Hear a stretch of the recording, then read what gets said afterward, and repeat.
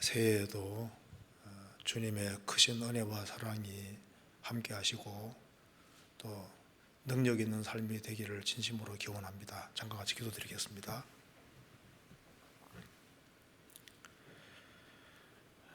자비로우신 우리 아버지 하나님, 한 해를 은혜와 사랑으로 지켜주시고 도와주신 것을 감사드립니다. 또 저희들에게 또 새해를 허락해 주시고 주님의 뜻과 섭리 가운데 살게 해주시는 것도 감사드립니다. 이번에 또 새해를 맞이해서 이 귀한 동계 수련회를 갖게 해주신 것을 감사합니다. 전국에서 말씀을 시청하는 모든 분들 주님께서 일일이 함께 해주시고 도와주시옵소서. 이 시간 주 성령께서 우리의 마음 가운데 두루 역사해 주시고 이 하나님의 말씀들이 우리 영혼 깊이 새겨지도록 도와주시고 새로운 마음으로 한 해를 시작하도록 도와주시고 인도해 주옵소서. 오늘 모든 시종 주 성령께서 함께 해주시고 도와주시기를 간절히 의지합니다. 우리 구주 예수 그리스도 이름으로 기도하옵나이다. 아멘. 성경 사무엘하 23장 찾겠습니다. 사무엘하 23장입니다. 23장 1절부터 7절까지 제가 읽겠습니다. 이는 다윗의 마지막 말이라. 이새의 아들 다윗이 말하며 높이 올리운 자 야곱의 하나님에게 기름 부음을 받은 자 이스라엘의 노래 잘하는 자가 말하도다. 여호와의 신이 나를 빙자하여 말씀하시며 그 말씀이 내 혀에 있도다.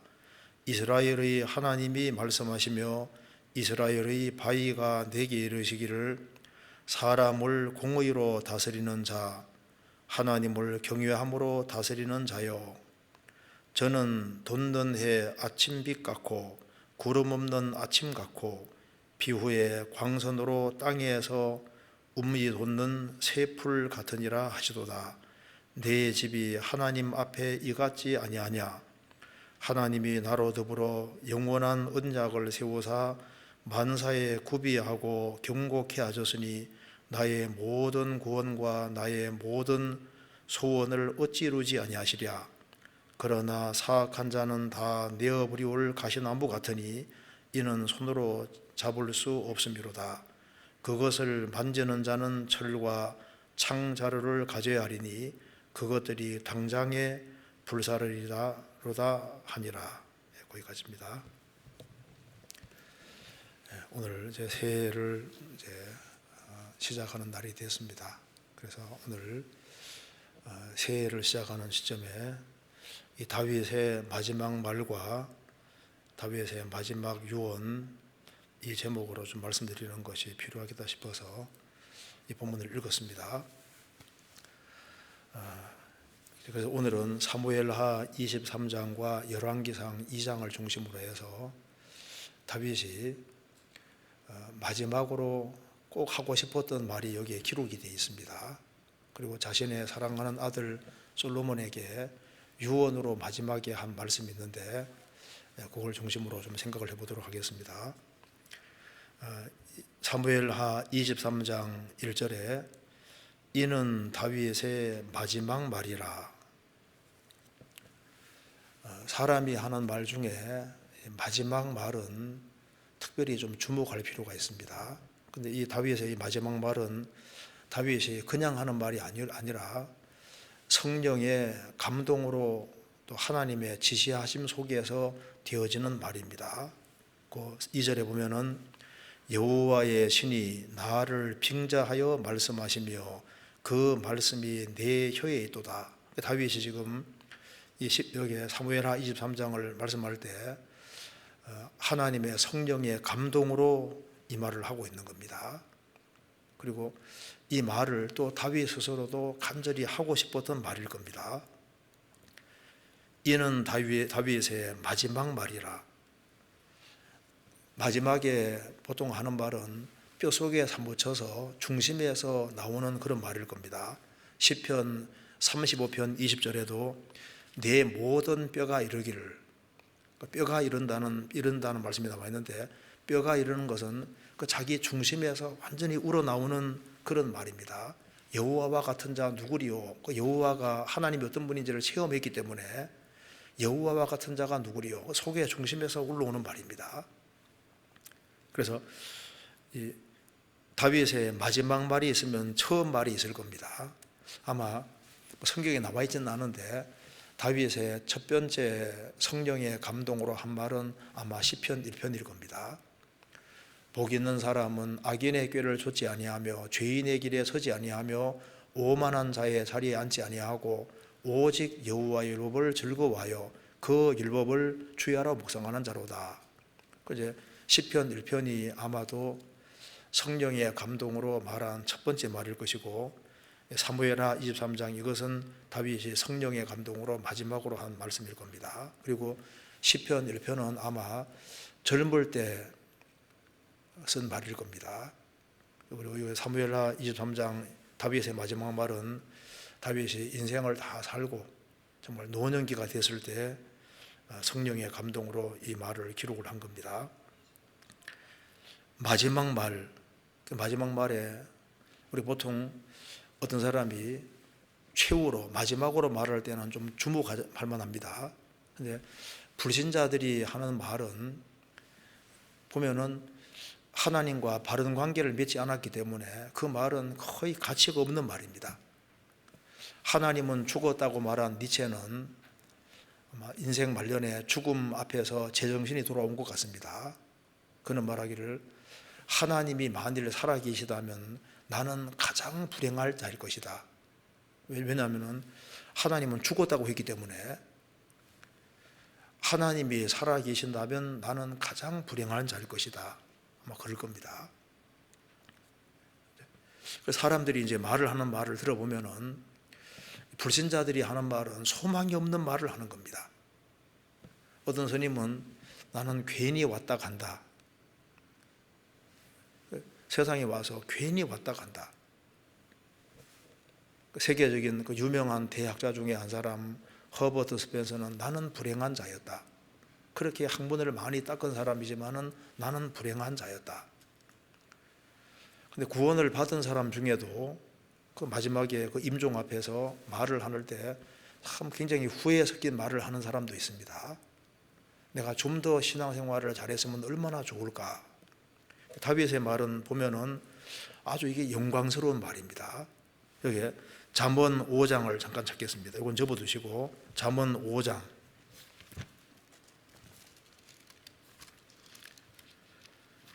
잠언 5장 11절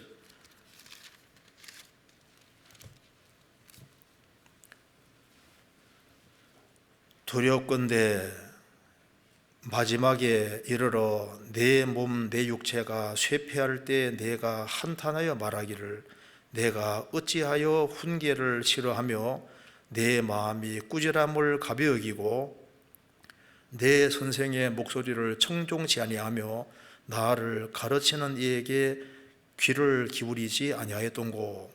많은 무리들이 모인 중에서 모든 악에 거의 빠지게 되었으노라 하게 될까 하노라.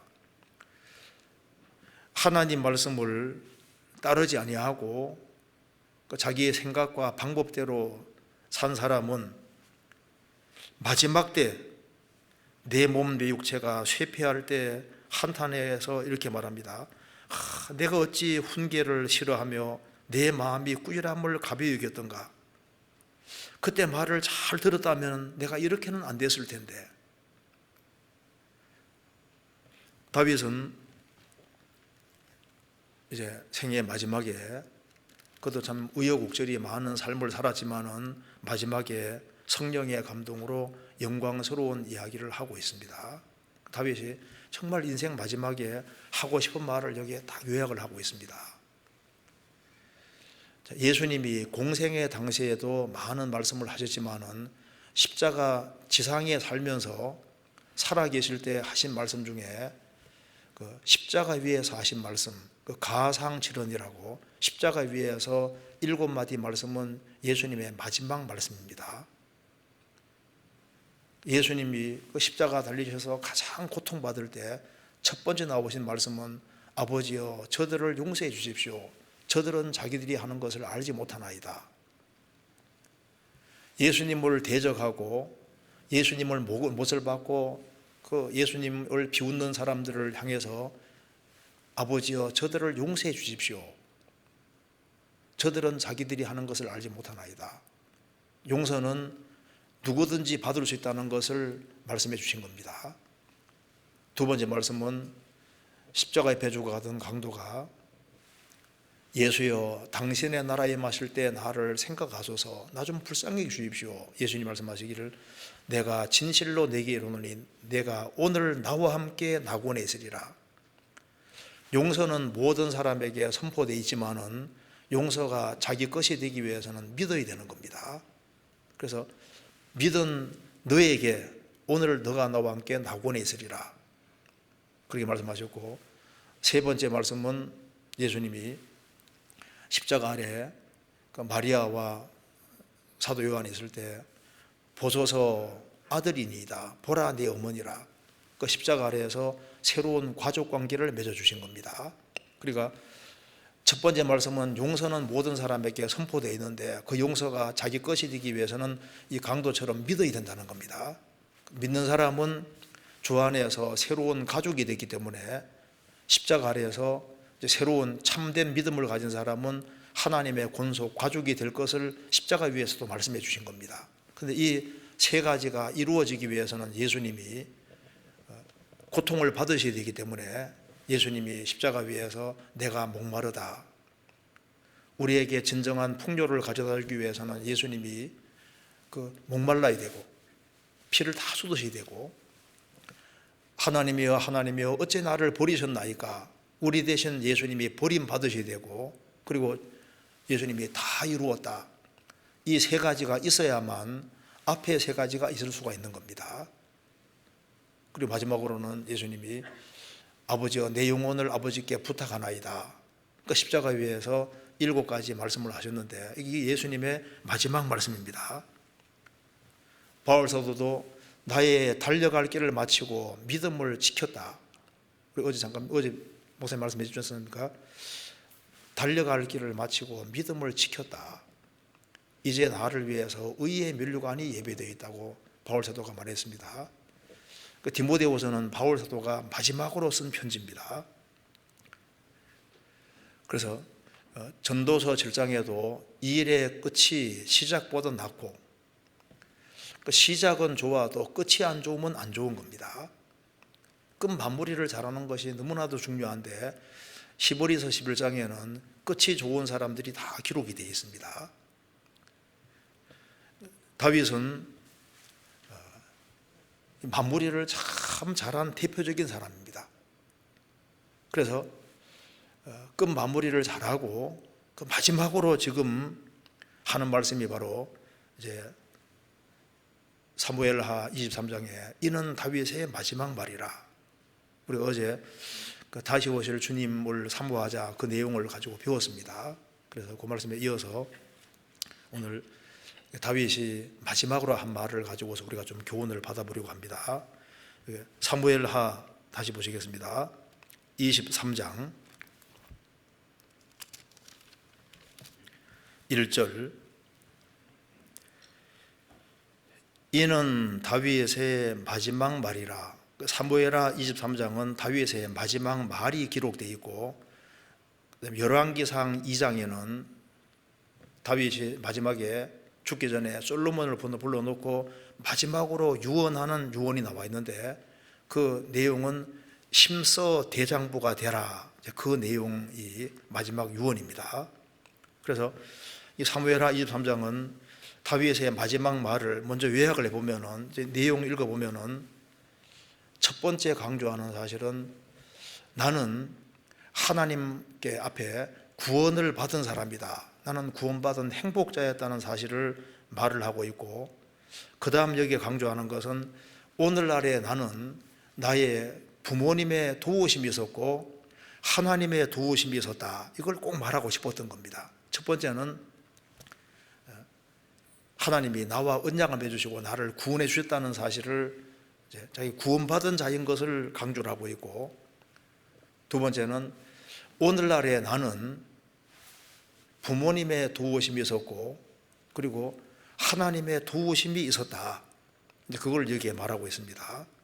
그리고 또 한 가지는 나는 우리 집이 다윗의 그 가문이 하나님께 정말 쓰임받는 그런 가문이 될 수 있었다는 것을 얘기를 하고 있습니다. 하나님께 쓰임받을 수 있었다. 이것에 대해서 감격해 하는 겁니다. 그 다음 강조하는 것은 내가 잘한 것은 하나 있는데 나는 노래 잘하는 자였다. 이제 그걸 말하고 있습니다. 그 다음으로 말하는 것은 다윗이 자기의 그 간절한 소원이 있는데 그 소원이 모든 사람이 그 주님을 아는 주님께 돌아오는 이제 그것을 아주 간절히 소원을 하고 있습니다. 그래서 이게 다윗의 소원이, 다윗의 이 말이 우리 신앙 간증하고 거의 유사합니다. 그리고 이제 다윗은 실제로 대장부로 생을 살았기 때문에 정말 성경에서 대장부다운 대장부는 다윗입니다. 다윗은 시편 18편에서 놋화를 당겨도다. 놋화를 당기는 사람은 이 보통 힘이 센 것이 아니에요.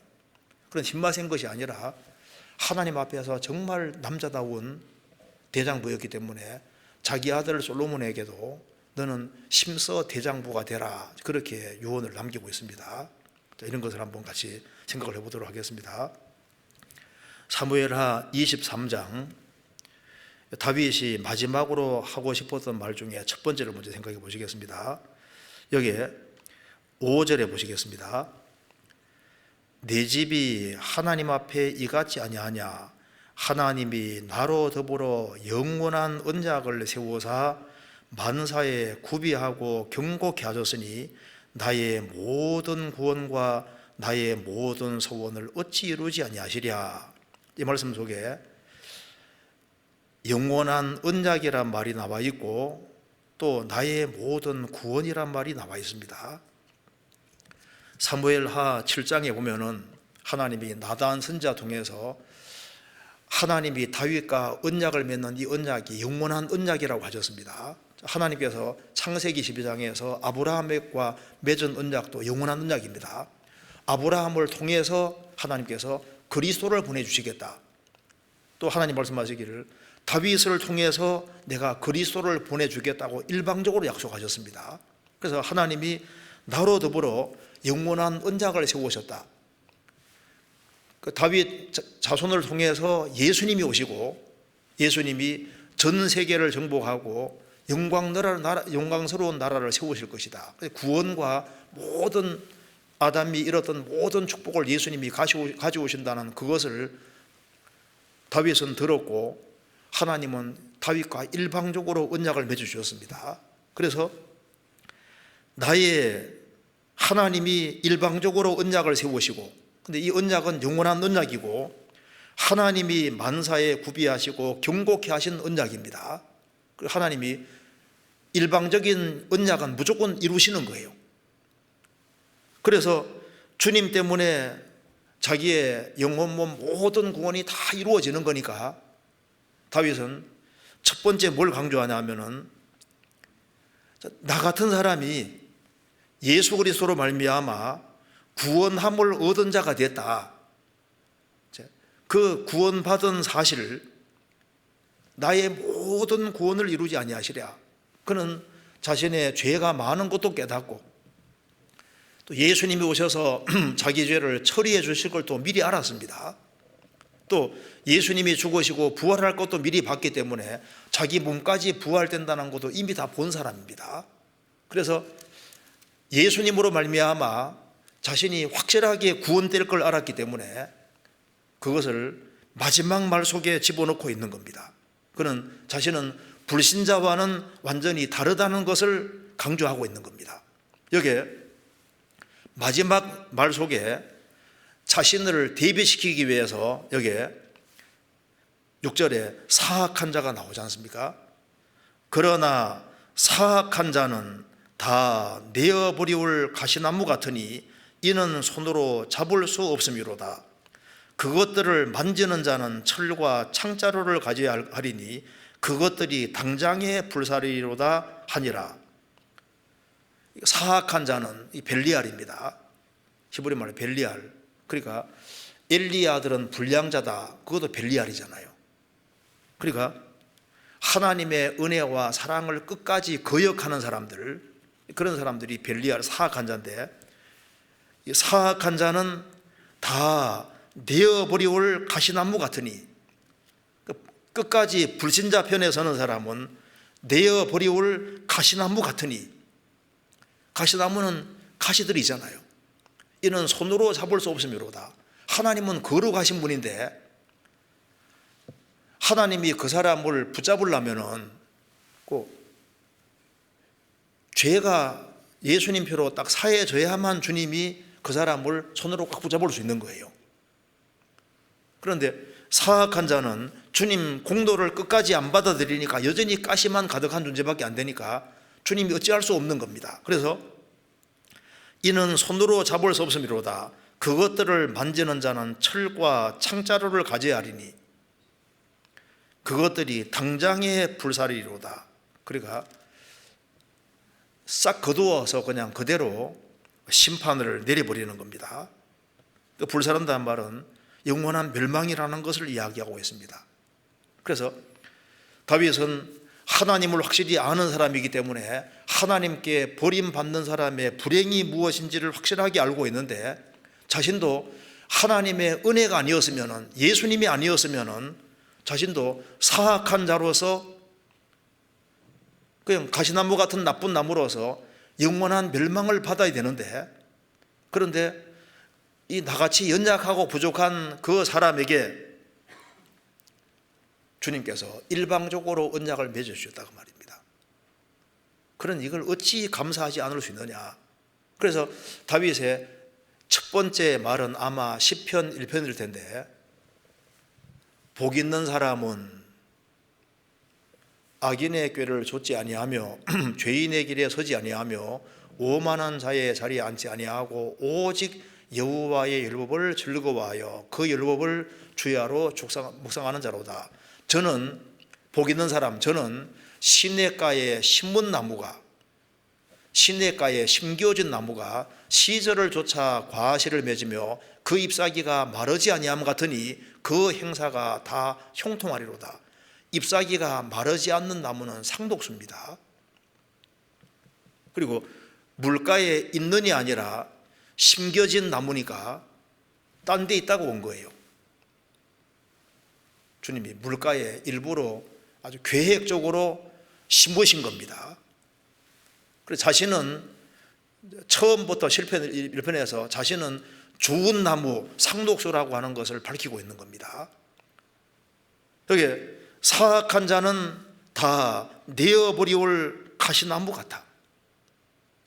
그래서 인생이 상독수 같이 그 좋은 나무가 되느냐, 가시나무가 되느냐, 그것을 결정하는 것은 딱 바로 예수 그리스도를 아느냐 모르느냐, 그것으로 인생이 딱 갈라지는 걸 말하는 겁니다. 그래서 첫 번째는 그가 나는 구원을 받은 사람이다. 하나님이 나와 일방적인 언약을 맺으시고 예수 그리스도로 말미암아 나의 모든 구원을 다 이루어 주시고 자신이 영혼과 몸 전체가 구원되어서 천국에 확실히 갈 수 있게 됐다는 걸 생각할 때 그것이 너무 감사해서 마지막 말 속에 집어넣고 있는 겁니다. 로마서 4장에서 다윗이 사람의 행복을 말했습니다. 사람의 행복에 대하여 다윗의 말한 바, 그 불법을 사하심을 받고 그 죄를 가리우심을 받는 자는 복이 있고 주께서 그 죄를 인정치 아니하실 사람은 복이 또 다음과 같으니라. 사람의 행복이 도대체 뭐냐? 비록 죄를 지었지만은 죄를 가리움을 받고 하나님께서 너는 죄 없다 해줄 사람은 정말 복이 있는 사람이다. 그래서 구원을 경험한 사람이 행복자인데 다윗은 마지막에 하는 말 속에 나는 행복자였다고 말하고 있는 겁니다. 성경 신명기 33장 29절 찾겠습니다.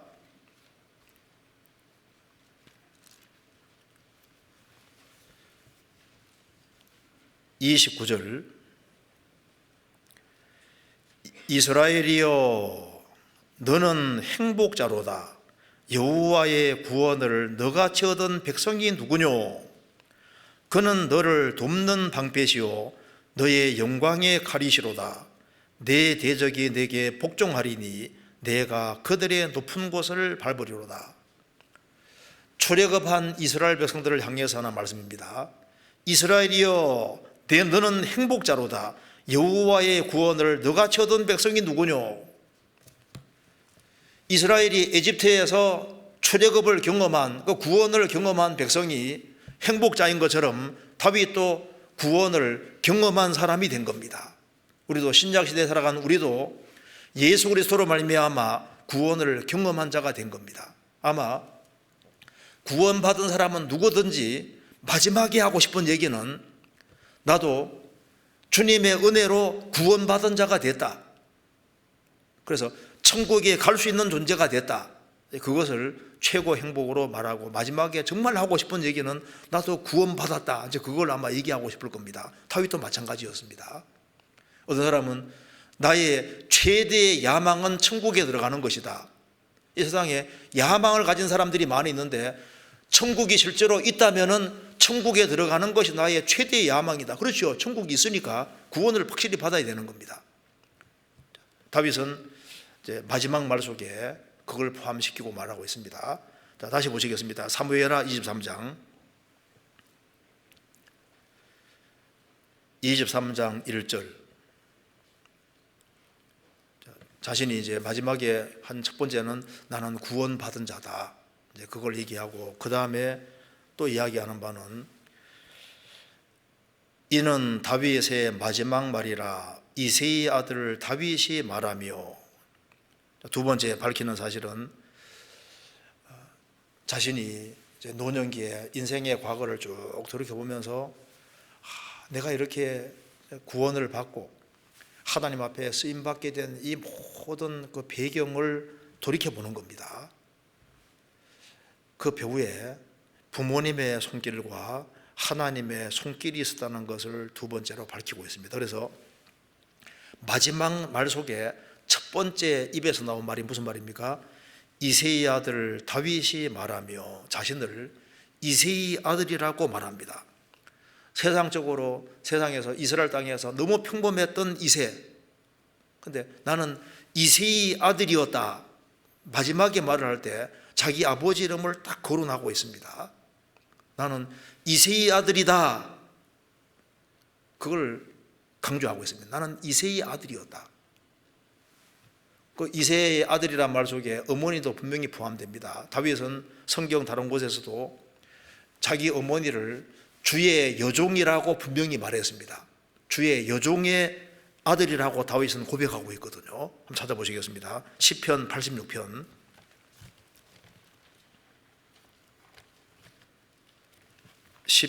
86편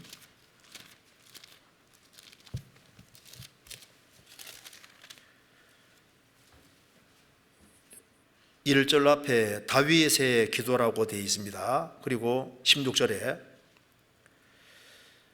내게로 돌이키사 나를 긍휼히 기소서 주의 종에게 힘을 주시고 주의 여종의 아들을 구원하소서. 다윗은 자신을 주의 종이라고 했고 주의 여종의 아들을 구원하소서. 자기 어머니를 주의 여종이라고 분명히 말을 했습니다.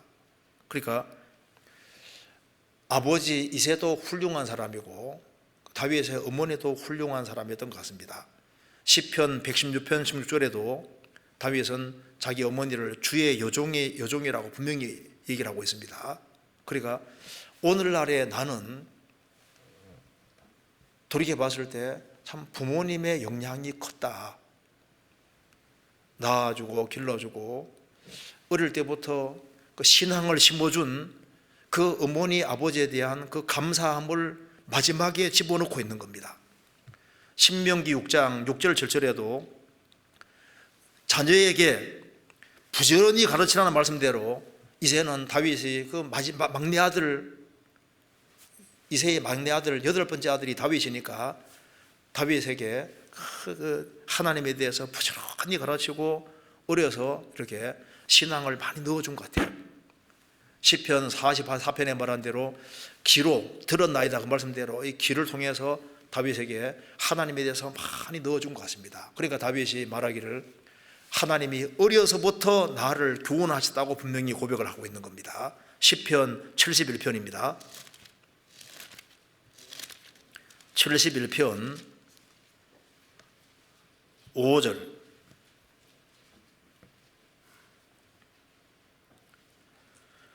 주 여호와여, 주는 나의 소망이시오 나의 어릴 때부터 의지시라. 주 여호와여, 주는 나의 소망이시오 나의 어릴 때부터 의지시라. 어릴 때부터 하나님을 의지하는 걸 배웠는데 그걸 부모를 통해서 그렇게 받은 겁니다. 교육받은 겁니다. 17절 하나님이여, 나를 어려서부터 교훈하셨으므로 내가 지금까지 주의 기사를 전하였나이다.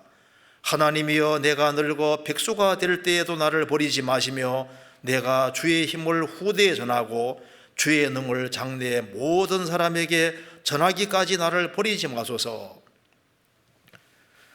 하나님이여, 나를 어려서부터 교훈하셨으므로 내가 지금까지 주의 기사를 전하였나이다.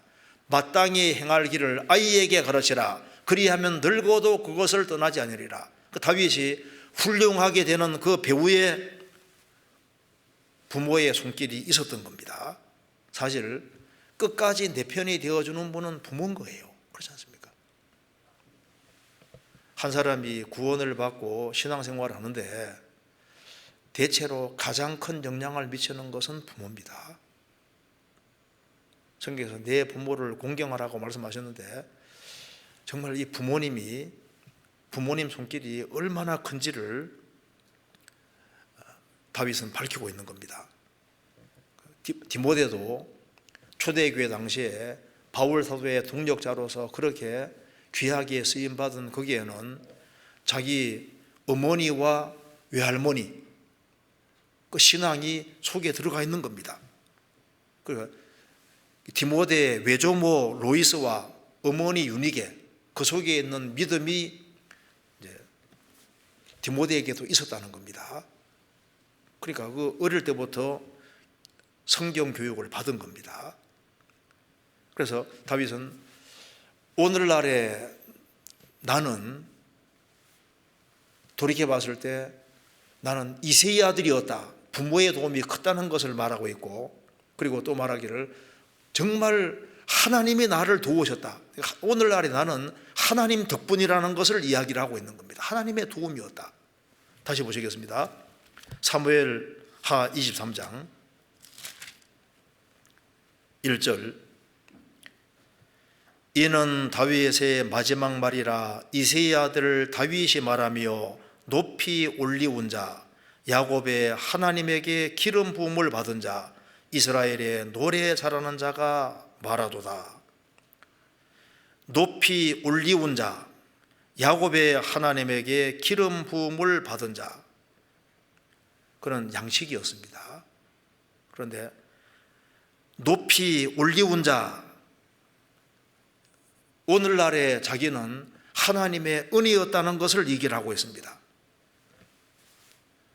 어려서부터 부모가 교육했지만은 배우에 하나님의 손길이 있었기 때문에 하나님이 나를 교훈하셨다. 어려서부터 하나님이 나를 교훈하셨고, 양칠 때도 양치는 삶을 통해서도 하나님이 가르치셨고, 그리고 다윗이 골리앗을 이길 때도 그게 하나님의 도움이 있었고, 사울에게 이기는 것도 하나님의 도움이었고, 통일왕국을 이루는 모든 것도 다 하나님의 도움이었던 겁니다. 그래서 높이 올리운 자, 올라간 자가 아니라 올리운 자입니다. 그는 지극히 마음을 낮추고 사는 사람인데 하나님이 그를 높이셨다는 겁니다. 아마 다윗만큼 높이 올라간 사람은 찾기 어려울 겁니다. 높이 올리운 자 야곱의 하나님에게 기름 부음을 받은 자, 이스라엘 땅에 그 많고 많은 사람 중에 이새의 가정은 평범한 가정입니다. 거기에서 그는 8번째 아들입니다. 말째 아들입니다. 그런데 하나님께서 다윗을 찾아내어서 그 다윗에게 기름을 부었다는 겁니다. 야곱의 하나님에게 나같이 천한 사람을 하나님이 기름을 부으셨다. 그래서 하나님의 은혜와 사랑으로 이렇게 높아졌다는 것을 이야기를 하고 있는 겁니다. 그래서 인생 말년에 돌이켜 봤을 때 이게 도대체 뭐냐? 부모님의 은혜와 그 하나님의 은혜가 작용을 했다. 그래서 하나님께 감사를 돌리고 있는 겁니다. 첫 번째는 이제 구원받은 것을 감사하고, 이런 구원받고 신앙생활을 끝까지 잘하고 인생 마무리를 잘하게 된 그 배후에는 부모와 하나님의 은혜의 손길이 있었다는 것을 얘기를 했습니다. 그 다음 얘기를 하는 것은 이제 여기 3절에 보시겠습니다. 이스라엘의 하나님이 말씀하시며 이스라엘의 바위가 내게 이르시기를 사람을 공의로 다스리는 자, 하나님을 경외함으로 다스리는 자요, 여호와의 신이 다윗을 통해서 말씀하시고 이스라엘의 하나님이 말씀하시고 이스라엘의 바위가 말씀하시기를 사람을 공의로 다스리는 자, 하나님을 경외함으로 다스리는 자, 이런 사람 있으면은 하나님이 틀림없이 4절까지 같이 한다는 일반 진술을 지금 말하고 있습니다. 사람을 공의로 다스리는 자, 하나님을 경외함으로 다스리는 자, 그런 사람에게는 하나님께서 저는 돋는 해 아침 빛 같고 구름 없는 아침 같고 비후에 광선으로 땅에서 우미 돋는 새풀과 같으니라 하시도다. 3절부터 4절까지는 일반적인 진술입니다. 그래서 여기에 사람을 공의로 다스리는 자, 하나님을 경외함으로 다스리는 자, 가장 대표적인 분이 바로 다윗의 위를 오시는 예수님인 겁니다. 그러니까 여기에 다스리는 자는 왕인데 왕 중에 최고의 왕은 예수님이고, 왕으로서 사람을 정말 공의로 다스리고 하나님을 경외함으로 다스리는 사람, 즉 하나님이 정말 역사하도록 만드는 그런 사람에게는 인생이 4절 같다는 것을 말씀하신 겁니다. 그래서 수직적으로는 하나님을 경외하고 수평적으로는 정말 공의로 하나님 말씀에 근거해서 다스리는 자, 말씀대로 하는 사람입니다. 그런 사람은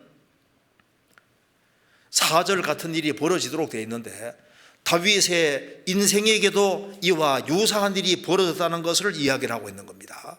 여기 보면은 사람을 공의로 다스리고 하나님을 경외함으로 다스리는 그런 일이 있는 곳에는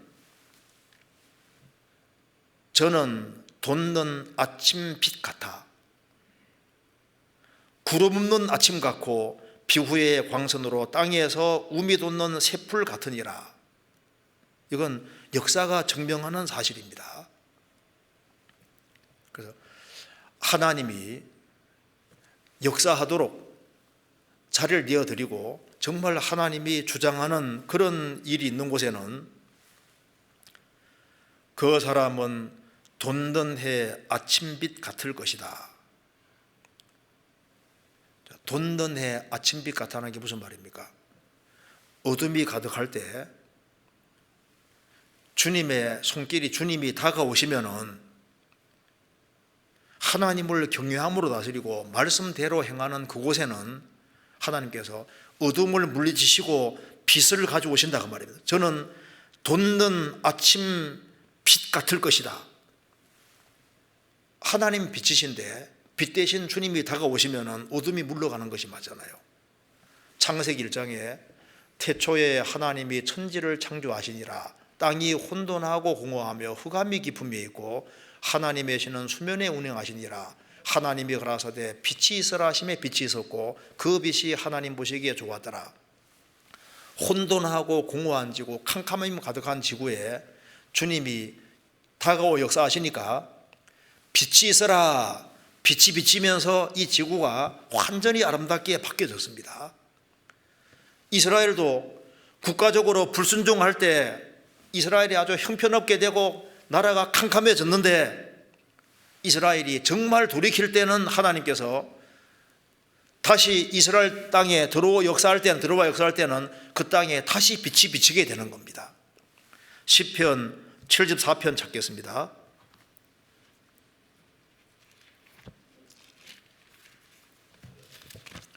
(74편) 1절.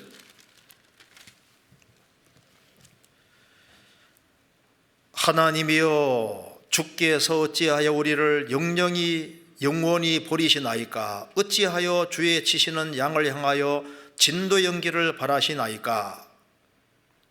3절. 영구히 파멸된 곳으로 주의 발을 트집소서. 원수가 성소에서 모든 악을 행하였나이다. 이스라엘이 하나님의 심판을 받아서 영구히 파멸되고 국가적으로 완전히 캄캄하고 어두워졌습니다. 그래서 이스라엘 역사 속에 어두운 밤이 오게 된 겁니다. 그래서 16절, 17절에 보면은 낮도 주의 것이요 밤도 주의 것이고 겨울과 여름 나와 있는데, 이스라엘 역사 속에 왜 캄캄한 밤이 왔냐 그 말입니다. 불순종 때문에. 왜 이스라엘에 겨울이 왔냐 하면은 불순종 때문에. 그런데 이스라엘 백성들이 자신의 악과 죄를 깨닫고 정말 다시 하나님을 경외하는 쪽으로 바뀌고 하나님 말씀을 붙잡을 때에는 영구히 파멸된 곳으로 주의 발을 터집소서. 이 말은 잡수십시오 이 말이 아니라 주의 발을 들어서 다시 들어와 주십시오. 주님이 다시 들어와 주시면은 어둠이 물러가고 다시 빛이 오도록 되어 있는 겁니다. 우리 개인도 마찬가지입니다. 어두운 데서 빛이 비치라 하시던 그 하나님께서 예수 그리스도의 얼굴에 있는 하나님의 영광을 아는 빛을 우리 마음에 비치셨느니라. 그래서 주님이 다가오시면은 영혼이 환하게 밝아지게 되고 어둠은 물러가게 되는 겁니다. 그래서 여기에 저는 돋는 해 아침 빛 같을 것이다. 죄는 어두운 것인데 주님 역사하시면은 어둠은 물러가고 의가 찾아오게 되고, 사탄은 어둠의 왕국입니다. 어둠의 왕입니다. 그 사탄의 역사에서 해방이 되고 무지는 어두운 겁니다. 무지에서 진정한 알미 생기게 되는 겁니다. 그래서 하나님을 경외하는 그 사람과 그곳에는 돋는 해 아침빛 같을 것이다. 그리고 4절에 구름 없는 아침 같을 것이다. 노아 홍수 이후에 이제 구름이란 말씀이 성경에 나옵니다. 구름이 나오는데, 이 구름은 먹구름이 끼는 것이 뭘 말하는 겁니까? 에스겔 1장에도 보면은 폭풍과 구름이 나오고 끝에는 무지개가 나오잖아요. 이 폭풍과 구름이라는 것 자체가 슬픔, 고통, 전쟁 이런 것을 가리키고 있는 겁니다. 그런데 순종의 길을 걸어가면은 하나님을 경외하는 그곳에는 구름 없는 아침 같을 것이다. 이 말씀을 좀 이해하기 위해서 예레미야 예가 한 군데 찾겠습니다. 예레미야 예가 2장. 예가 2장 1절.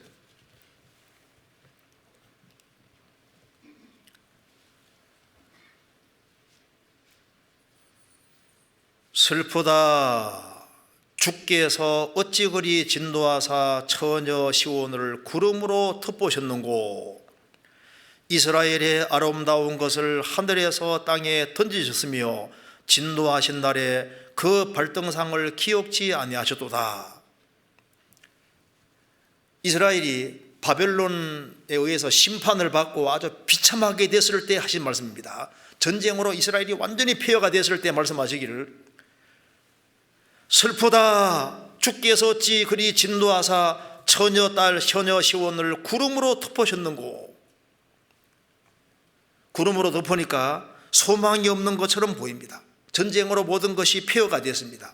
그런데 여호와를 경외하고 하나님 말씀을 붙잡는 그곳과 그 사람은 구름 없는 아침 같을 것이다. 구름이 걷히고 다시 희망과 소망이 생기고 슬픔 대신에 기쁨이 찾아오고 평안이 전쟁 대신에 평안이 찾아오고 슬픔이 없어지는 겁니다. 어디에 그런 일이 있냐면은 하나님을 경외하는 곳에. 그리고 4절에 비후에 광선으로 땅에서 우미 돋는 새풀 같으니라 하시도다.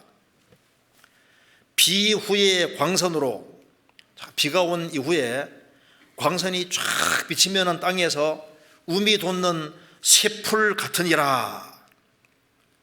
하나님을 경외하고 하나님 말씀이 실행되는 곳에는 하나님 자신이 생명이시니까 생명의 역사가 있고 새풀이 돋아나는 것처럼 생명 역사, 생명 역동하는 그 역사가 있을 걸 말씀하시는 겁니다. 탄생과 성장하는 역사가 있을 것을 말씀하시면서 사무엘하 23장 보시겠습니다. 이렇게 말하면서 5절에 내 집이 하나님 앞에 이같지 아니하냐. 하나님을 경외함으로 경외하고 하나님 말씀 붙잡고 살아가는 그 사람은 인생이 사절같이 될 텐데, 다윗은 말합니다. 부족하지만 자신도 하나님을 경외하면서 하나님 말씀 붙잡고 살려고 노력했다 그 말입니다. 그래서 내 집이, 다윗의 집이 하나님 앞에 이같지 아니하냐. 그래서 하나님께서 이 다윗의 간문을 통해서 어떻게 하셨습니까? 하나님이 다윗의 간문을 사용하셔서 다윗 집안이 쭉 이제 이스라엘 역사를 다스리고 그러면서 나중에 예수님까지 아브라함과 다윗 손으로 오셨으니까 다윗은 정말 하나님 앞에 귀하게 쓰임받게 된 것을 지금 말하고 있는 겁니다. 그것도 하나님의 성령의 도우심으로 하나님의 성령께서 이렇게 평가하신 겁니다. 내 집이, 다윗 집이 하나님 앞에 이같지 아니하냐. 그래서 실제로 다윗과 솔로몬 시대에 이스라엘 땅이 얼마나 복잡했습니까?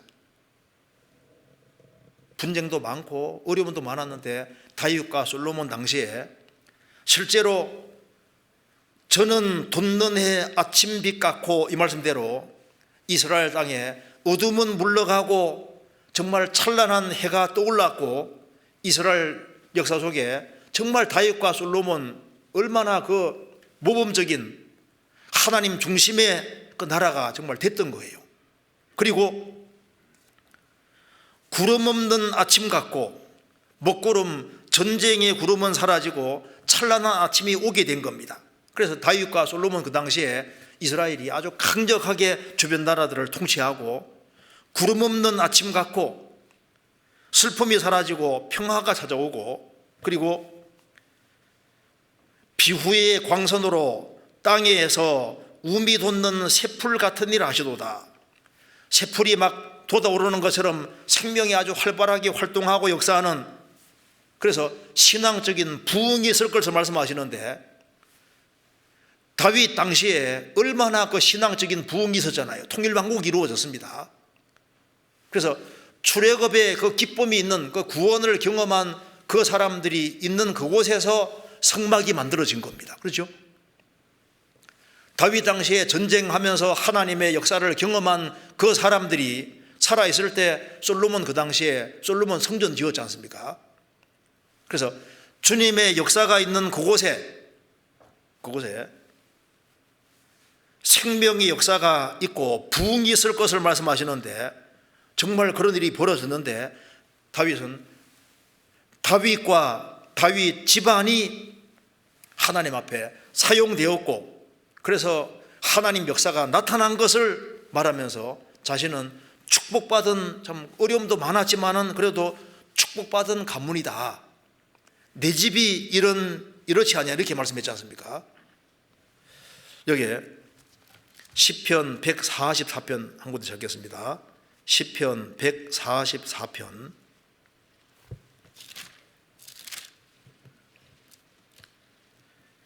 12절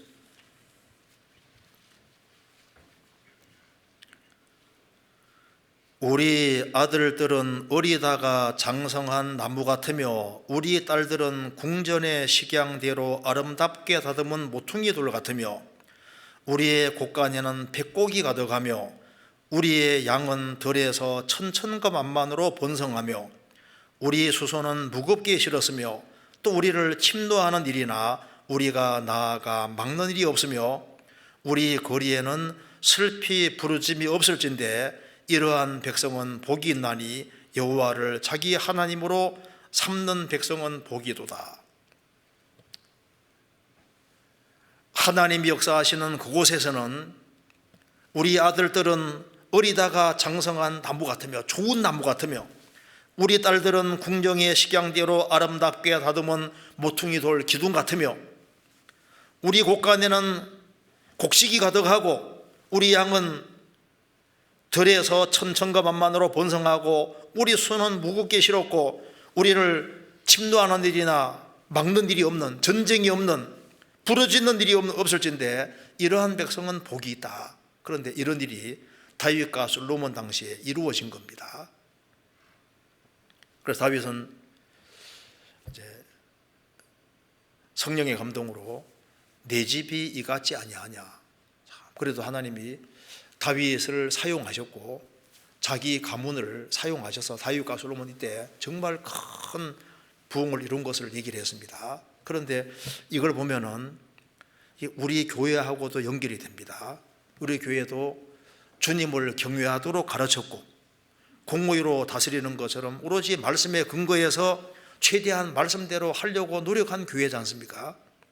그래서 주님이 중심이 되시고 주님이 역사하도록 자리를 내어드리고 주님 말씀 밑에 다 내려가서 정말 말씀대로 하려고 하는 그런 교회였기 때문에 저는 돋는 해 아침빛 같고 이 말씀대로 복음으로 말미암아 캄캄함이 가득한 개인에게 그 빛을 비치고 그리고 국내에도 많은 빛이 들어왔고 국내에 얼마나 많은 교회가 생기고 해외에도 얼마나 많은 빛이 비쳐서 전 세계적으로 구원 역사가 나타나고 있습니다. 그리고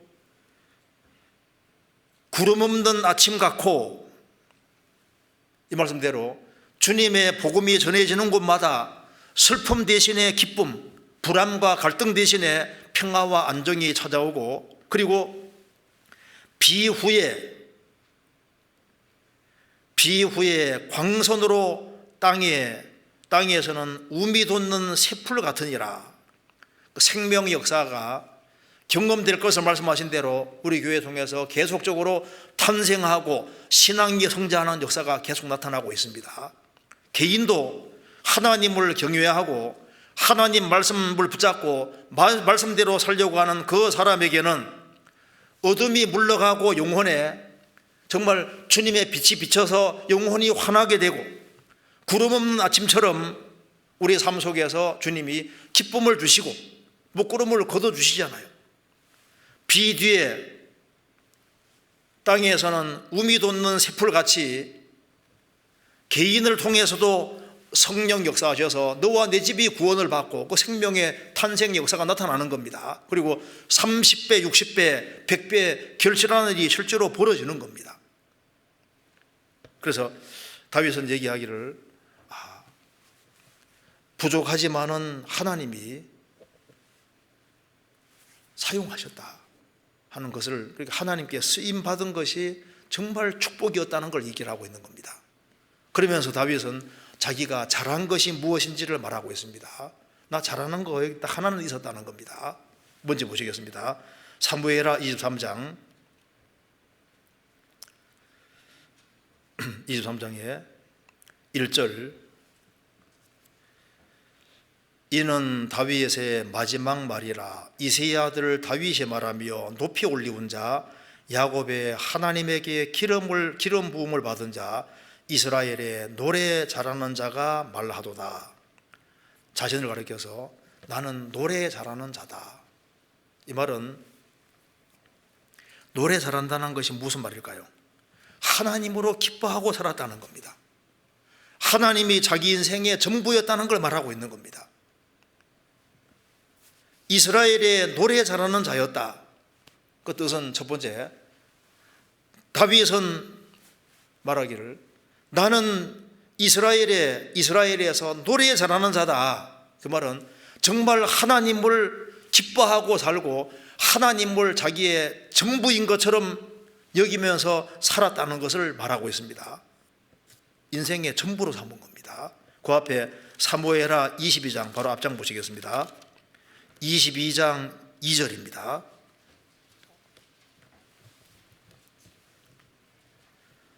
가로되 여호와는 나의 반석이시오 나의 요새시오 나를 건지는 자시오 나의 하나님이시오 나의 피할 바위시오 나의 방패시오 나의 구원의 뿌리시오 나의 높은 망대시오 나의 피난처시오 나의 구원자시라. 나를 흉악에서 구원하시도다.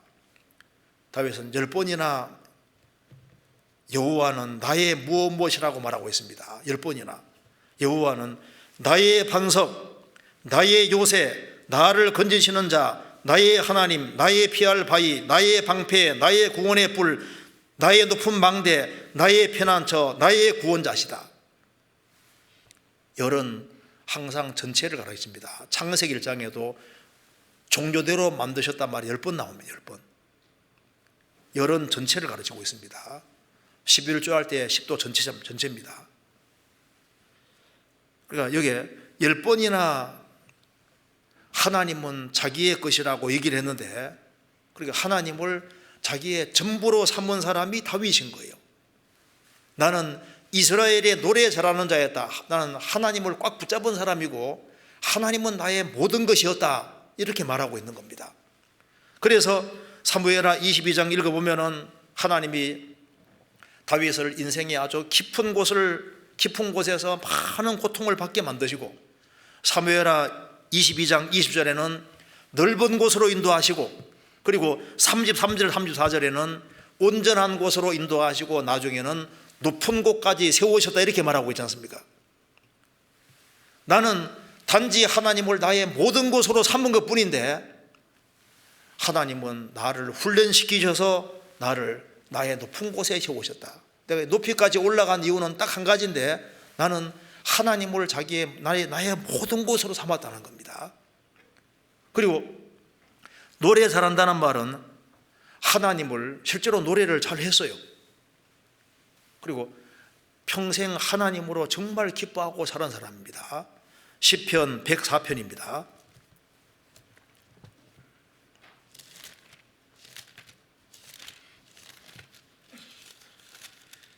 33절.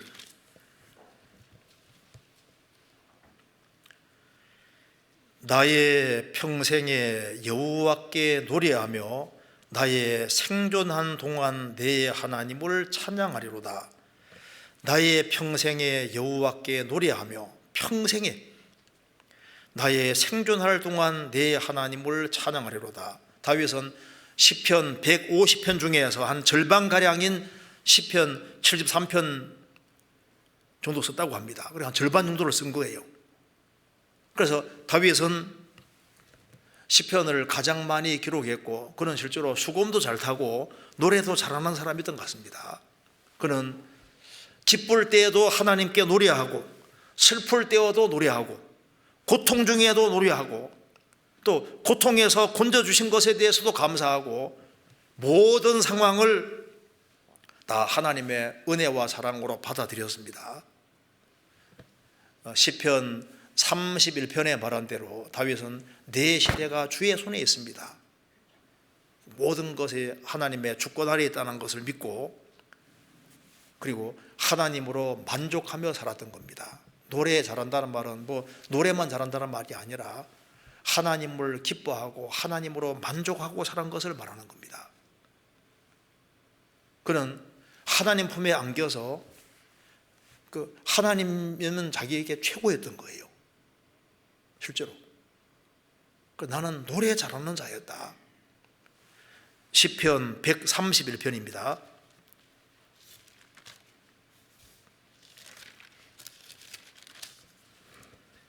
1절 여호와여 내 마음이 교만치 아니하고 내 눈이 높지 아니하오며 내가 큰 일과 미치지 못할 기이한 일을 힘쓰지 아니하나이다. 실로 내가 내 심령으로 고요하고 평온케 하기를 젖된 나이가 그 어미 품에 있음 같게 하였나니 내 중심이 젖된 아이와 같도다.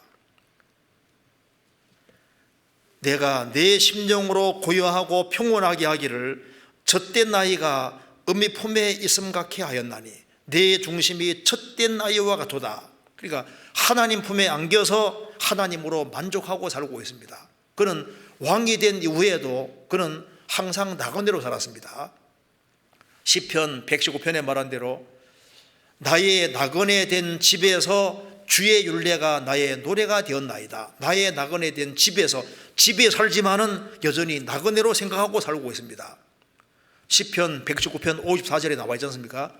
나그네 된 집에서 그는 하나님으로 기뻐하고 하나님으로 노래하고 하나님을 정말 즐거워한 사람이기 때문에 전쟁에서 탈취물을 얻어도 그걸 모아서 어떻게 인지 아시죠?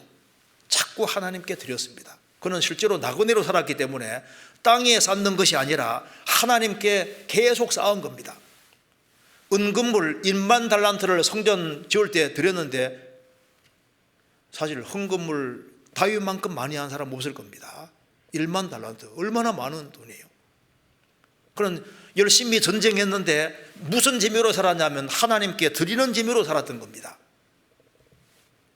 그런 하나님을 기뻐했기 때문에 하나님이 기뻐하는 걸 하기를 원했고 하나님을 노래하고 하나님을 좋아한 사람인 거예요. 기뻐한 사람입니다. 그래서 자꾸 하나님께 드리는 그 재미로 살았던 거예요. 재미로. 성경 사무엘하 8장입니다. 8장 11절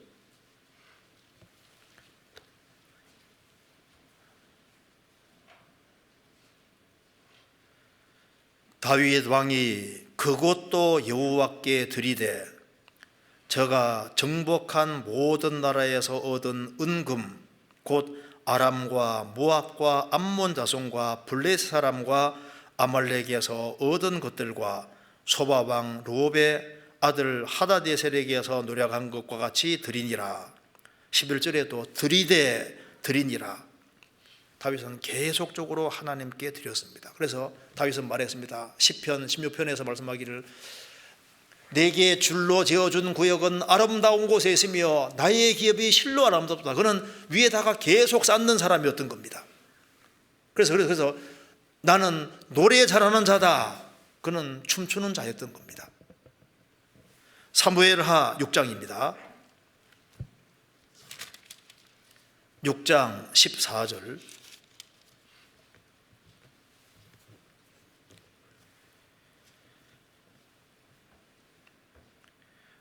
여호와 앞에서 힘을 다하여 춤을 추는데 때에 베에봇을 입었더라.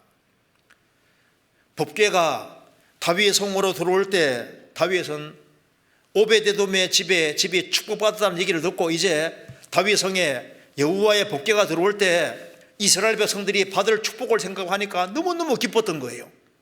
그래서 힘을 다하여 춤을 추었다. 16절에 보시겠습니다. 여호와의 궤가 다윗의 성으로 들어올 때 사울의 딸 미갈이 창으로 내다보다가 다윗 왕이 여호와 앞에서 뛰놀며 춤추는 것을 보고 심중에 저를 없인 적이니라. 다윗은 여호와 앞에 뛰놀며 춤추었다. 그는 춤추는 자였습니다. 정말 하나님으로 노래하고 하나님을 너무너무 기뻐하고 즐거워한 사람이었습니다. 이스라엘이 출애굽을 했을 때 미디안 중심으로 많은 여인들이 춤췄다고 나와 있습니다. 이스라엘이 바벨론 포로 잡혀갔다 돌아올 때 이스라엘 백성들은 실제로 춤을 췄잖아요. 2000년 유랑 생활에서 돌아왔을 때 춤출 수밖에 없는 겁니다. 우리도 구원받았을 때 얼마나 기뻤습니까? 다윗은 춤추는 자이고 노래 잘한다는 말이 무슨 말입니까? 그는 감격 속에 살은 것을 말하는 감격 속에서. 그래서 주의 이름이 어찌 그리 아름다운지요. 그래 감격스러운 말을 계속하는 사람이 다윗입니다. 시편 읽어보시면 다윗은 정말 감격과 감동 속에 살았던 거예요. 그래서 다윗은 나는 노래 잘하는 자다. 정말 하나님을 기뻐하고 사는 사람이었다는 것을 얘기하고 하나님 때문에 모든 걸 감격하면서 생을 살았던 겁니다. 또 한 가지는 사무엘하 23장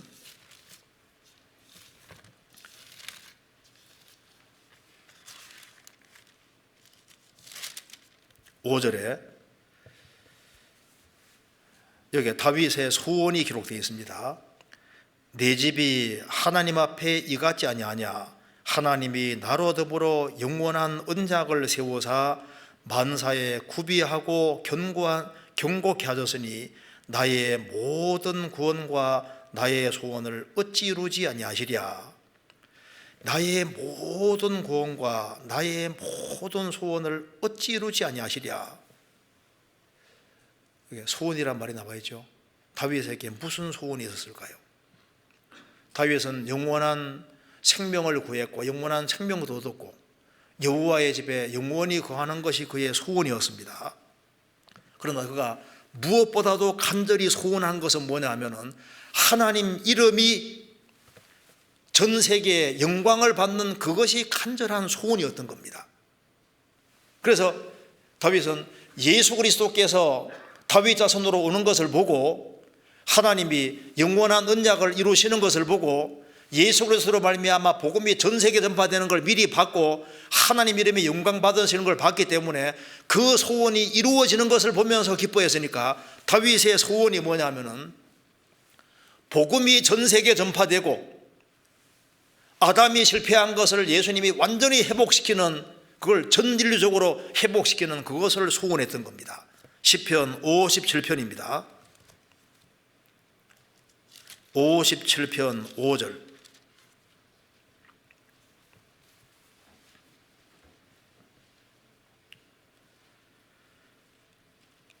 하나님이여 주는 하늘 위에 높이 들리시며 주의 영광은 온 세계 위에 높아지기를 원하나이다. 하나님이여 주는 하늘 위에 높이 들리시며 주의 영광은 온 세계 위에 높아지기를 원하나이다. 이게 다윗의 소원입니다. 11절도 마찬가지입니다. 하나님이여 주는 하늘 위에 높이 들리시며 주의 영광은 온 세계 위에 높아지기를 원하나이다. 다윗의 소원이 바로 모든 민족이 주님께 돌아오는 겁니다. 이스라엘을 하나님이 통치하는 것처럼 하나님이 전 세계를 통치하고 모든 사람들이 하나님을 알고 하나님 믿고 섬기는 그것을 소원하는 그것이 다윗의 간절한 소원이었던 겁니다. 시편 7편입니다. 7절 민족들의 지폐로 주를 두르게 하시고 그 높은 자리에 돌아오소서. 민족들의 지폐로 주를 두르게 하시고 다윗의 소원은 전 세계 복음에 전해져서 모든 민족이 정말 같이 모이는데 주님을 위해서 주님 중심으로 모이는 그걸 원합니다. 시편 18편 49절에도 열방 중에서 주를 찬송하며 시편 117편 1절에서도 모든 열방들아 주를 찬양하며 모든 백성들아 저를 찬송하라. 그 말씀이 로마서 15장 11절에 인용되어 있습니다. 그러니까 다윗은 하나님을 모든 사람이 그 알게 되기를 간절히 소원하는데 그 소원이 우리의 소원이기도 한 겁니다.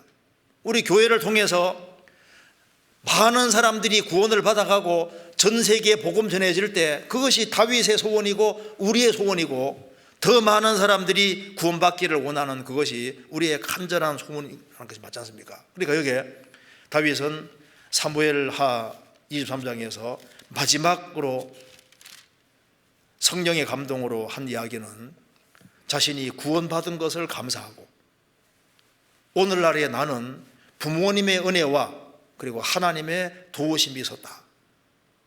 그걸 분명히 얘기를 했습니다. 그리고 부족하지만은 하나님이 자신과 자신의 가문을 사용하셨다는 것을 참 감사해하고 있는 겁니다. 그리고 하나님이 이제 그 다윗의 간절한 소원은 전 세계 사람들이 다 주님 품으로 돌아와서 다 구원받고 주님을 제대로 섬기는 것을 간절히 소원했습니다. 나는 잘한 것은 하나님으로 기뻐하고 살았다. 이제 그것을 얘기를 했습니다. 성경 열왕기상 2장 찾겠습니다. 이제 다윗이 마지막으로 아들에게 유언한 걸 잠깐 보겠습니다. 열왕기상 2장 1절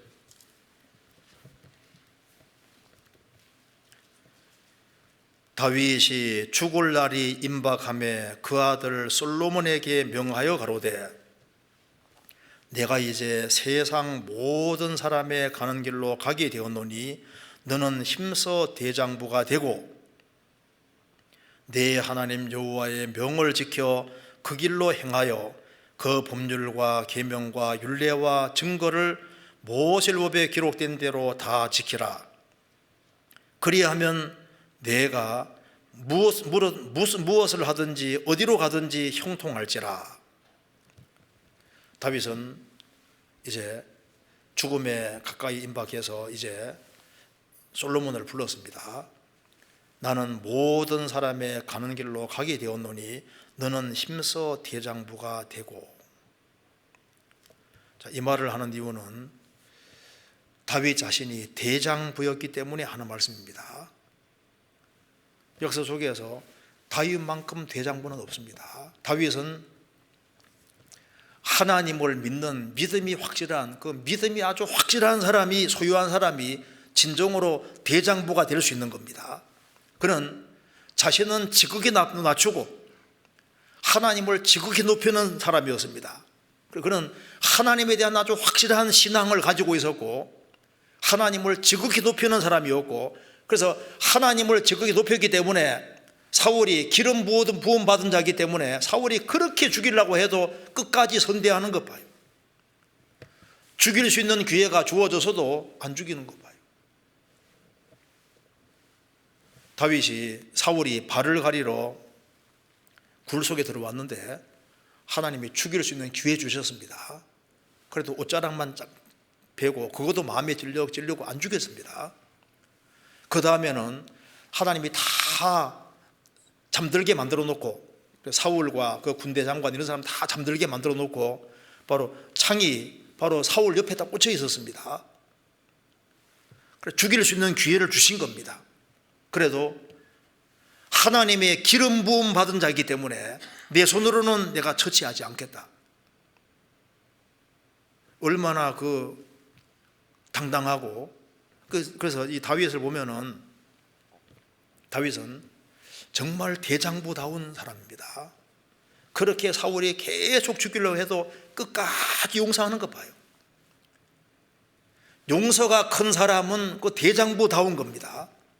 사울은 계속적으로 악을 행하는데 끝까지 선대하고 끝까지 참고 견디고 그리고 자신이 처치할 수도 있지만 처치하지 않고 그래서 다윗이 얼마나 그렇게 행동을 바르게 하는지 사울도 다윗 앞에서 눈물을 흘렸습니다. 사람이 원수를 보면 나 주겠느냐. 그런데 기름 부음 받은 자이기 때문에 끝까지 다 용서했을 때 사울도 감동의 눈물을 흘렸습니다. 자, 다윗을 보면은 다윗은 정말 큰 그릇이었습니다. 사무엘하 26장입니다. 사무엘상 26장 25절.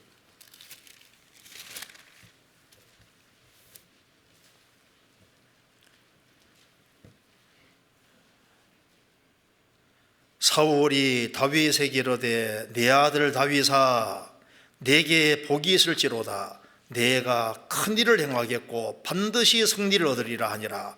다윗은 자기 길로 가고 사울은 자기 곳으로 돌아가니라. 죽일 수 있는 기회가 있음에도 불구하고 끝까지 선대했을 때 일생 동안 그 대적이었던 사울이 말하기를 다윗 내 아들 다윗아 내게 복이 있을지로다. 내가 큰 일을 행하겠고 반드시 승리를 얻으리라. 다윗은 마음이 굉장히 큰 사람입니다. 크게 용서하고 어떤 경우에도 실망치 않는 아주 용기 있는 사람이었습니다. 시글락 전투에서도 다윗이 이제 전쟁터에 참여하러 갔다가 돌아왔을 때 시글락에 있던 그 다윗의 아내 둘과 거기에 있는 사람들을 몽땅 그 아말렉 잡아갔잖아요. 그러니까 다윗과 함께한 용사들도 다윗을 돌로 치자 하는 판입니다. 그런데 그런 위기 상황에서도 일어나서 하나님께 기도하고 가서 결국은 다 찾아오는 것 봐요. 그런데 다윗이 대장부가 맞습니다. 다윗은 자신이 유랑 생활을 할 때, 여기저기 유랑 생활을 할 때 자기에게 조금이라도 도움 준 사람들은 잊지 아니하고 나중에 그 시글락 그 전투에서 이제 그 빼앗겼던 걸 다 찾아왔을 때 그때 자기에게 도움 준 사람들을 잊지 아니하고 거기에다가 다 예물을 보내잖아요. 그러니까 감사를 다윗은 잊지 않았습니다. 한 번 더 찾아볼까요? 여기에 사무엘상 30장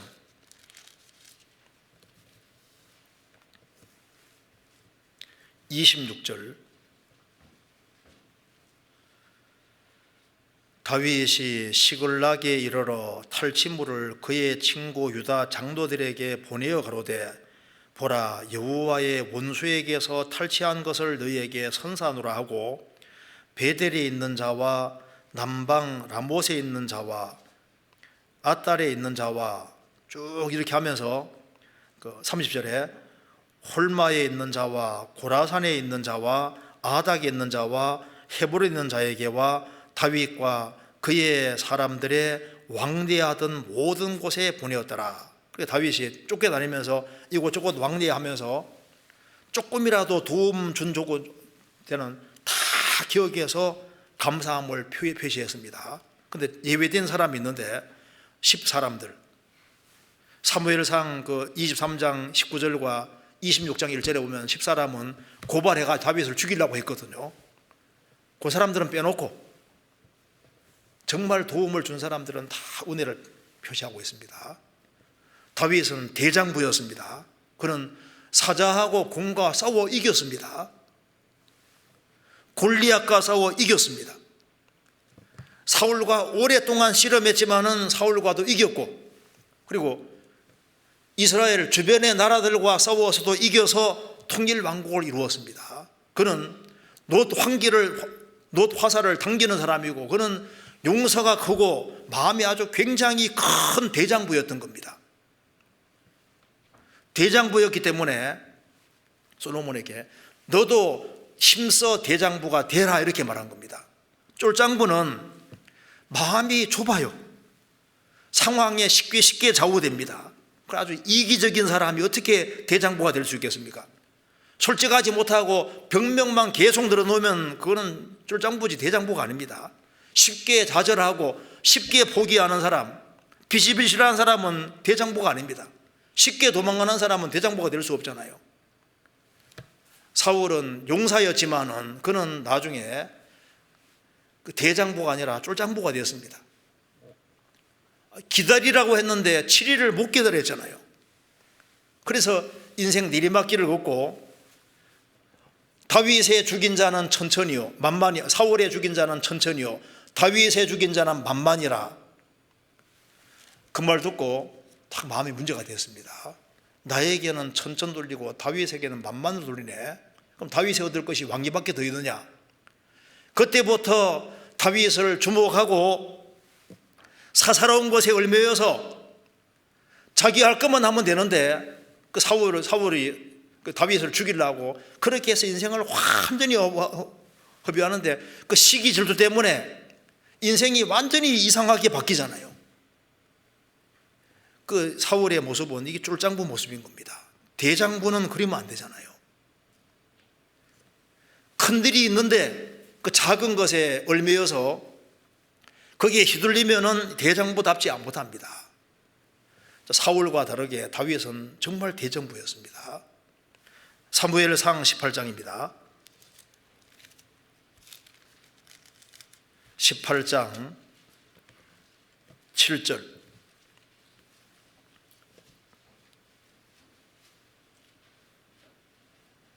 여인들이 뛰놀며 창화하여 가로되 사울의 죽인 자는 천천히요 다윗의 죽인 자는 만만히로도 한지라. 사울이 이 말에 불쾌하여 심히 노하여 가로되 다윗에게는 만만을 돌리고 내게는 천천만 돌리니 그의 더 얻을 것이 나라밖에 무엇이냐 하고 그날 후로 사울은 다윗을 주목하였더라. 작은 것에 연연해하고 시기질투 때문에 인생을 낭비하는 이거 쫄장분하는 짓입니다. 그리고 다윗을 죽이러 갔다가 후회합니다. 그래 또 그 짓을 또 반복하잖아요. 나중에는 너무 위급한 상황에 처하니까 신접한 자에게 묻고 결국은 전쟁터에 죽습니다. 다윗은 정말 대장부였습니다. 그래서 너는 심서 대장부가 되라. 그 대장부가 제가 찾아보니까 일반적인 남성을 뜻하는 아담이라는 단어, 그냥 일반적인 사람 말하는 게 아니라 강한 남자를 뜻합니다. 심서 대장부가 되라. 그럼 도대체 어떻게 하는 것이 대장부다운 것일까요? 우리가 새해를 시작하는 시점에서 이 다윗이 솔로몬에게 한 유언은 주님이 우리에게 하는 말씀하고도 똑같습니다. 우리가 새해에 정말 심서 대장부가 되어야 됩니다. 대장부다가 힘써야 되는데 어떤 것이 대장부 모습일까요?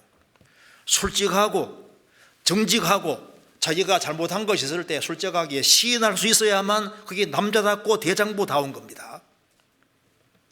주님이 지적할 때 잘못한 것이 맞습니다 하고 시인하고 돌이킬 수 있을 때 그게 대장부다운 겁니다. 대장부는 대장부답다는 것은 마음이 넓어야 돼요. 그래서 용서 못하는 마음을 가지고 있으면 대장부다운 게 안 되는 겁니다. 새해를 시작하는 시점에서 용서할 것은 용서하고 주님이 나 같은 사람을 용서하지 하셨으니까 나도 용서할 걸 용서하고 그리고 새로운 마음 가지고 행하는 것이 필요합니다. 그 대장부다운 겁니다. 그리고 무엇이 대장부다운 거냐 하면은 성경 이사야 46장입니다.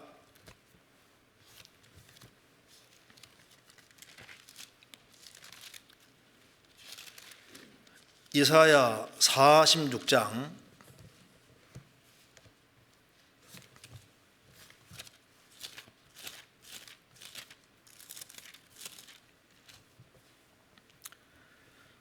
8절.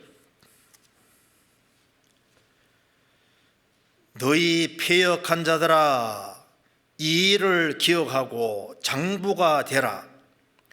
이 일을 다시 생각하라. 너희는 옛적 일을 기억하라. 나는 하나님이라 나 외에 다른 이가 없느니라. 나는 하나님이라 나 같은 이가 없느니라.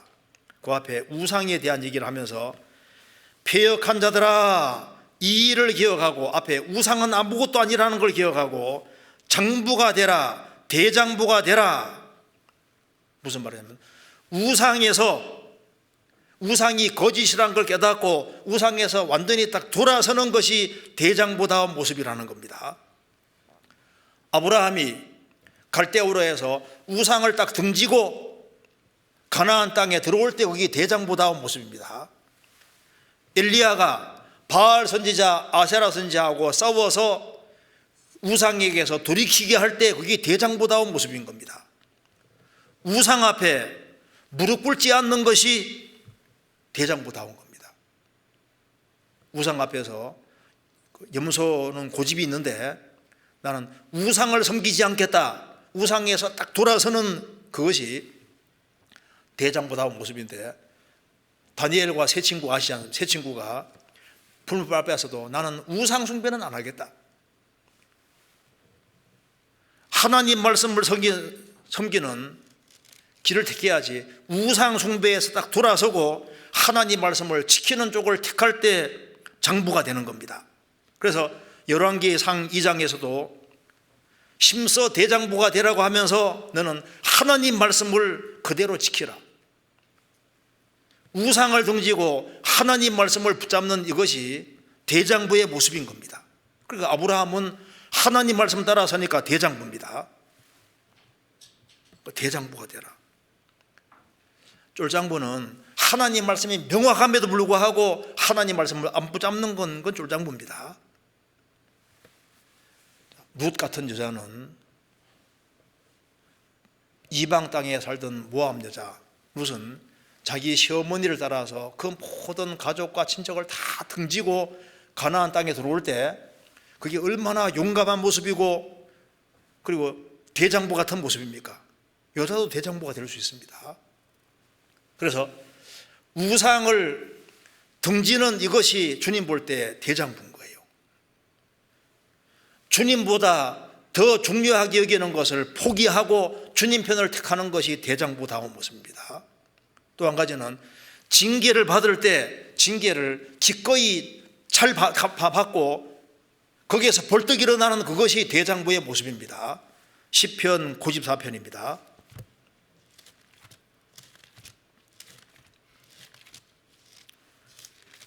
(94편) 12절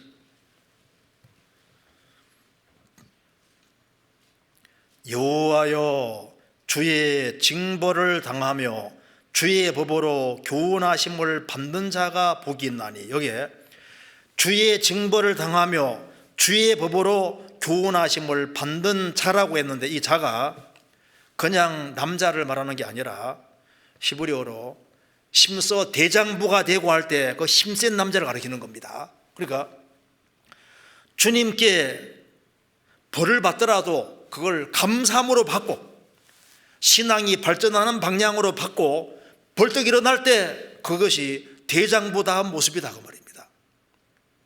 징계를 받았다고 해서 너무 풀이 푹 죽어서 어이구 내 신세 이렇게 할 것이 아니라 징계를 받아서도 돌이키고 주님께 매달리고 일어날 때 그것이 대장부다운 모습이라고 얘기를 하고 있는 겁니다.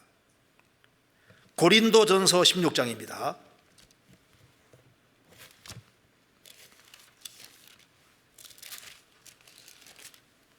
16장 13절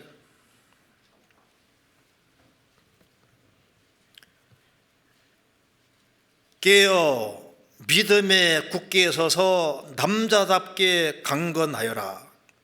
믿음으로 걸어가는 사람이 바로 대장부입니다. 깨어 믿음에 굳게 서서 남자답게 강건하여라. 어떤 혼란과 역경과 어려움이 있다 할지라도 뒤로 물러가지 않고 좌절하지 않고 그리고 말씀 붙잡고 살아갈 수 있을 때 그것이 대장부다운 겁니다. 그래서 이스라엘이 가나안 땅 정복할 때 여호수아와 갈렙을 제외한 사람들은 아낙 자손들은 막 너무나도 크고 우리는 메뚜기 같아. 성벽은 하늘에 닿았다. 하늘에 닿는 성벽은 없거든요. 우리는 못 이긴다. 근데 여호수아 갈렙은 말하기를 갈렙은 그들은 우리의 밥이다. 그래서 믿음이 확실하면은 대적이 작게 보이는 겁니다. 깨어 믿음에 굳게 서서 남자답게 강건하여라. 그래서 고난을 잘 견디는 사람들이 대장부다운 겁니다. 욥 같은 경우 보면요, 그렇게 10명의 자녀가 죽고 재산 다 날아가고 몸 전체가 병이 들고 그렇게 해도 하나님을 향한 신앙을 잘 지키고 그 고난을 잘 견딜 때 그게 대장부다운 모습이 그거지 않습니까? 요셉이 17살의 나이에 에집트에 팔려갔지만 13년 동안 그 어려움 속에서도 묵묵히 자기 일을 하면서 고난을 잘 견딜 때 그 모습이 주님 볼 때 대장부다운 모습인 겁니다. 대장부다운 모습은 희생하고 수고를 할 줄 알 때 대장부답다고 하는 겁니다. 이기적이고 개인주의적인 사람은 그 사람은 대장부가 아닙니다. 희생과 수고를 할 줄 아는 사람들, 고생과 수고를 할 줄 알고 이타적인 사람들이, 그 사람들이 바로 대장부다운 겁니다. 열왕기상 2장 보시겠습니다.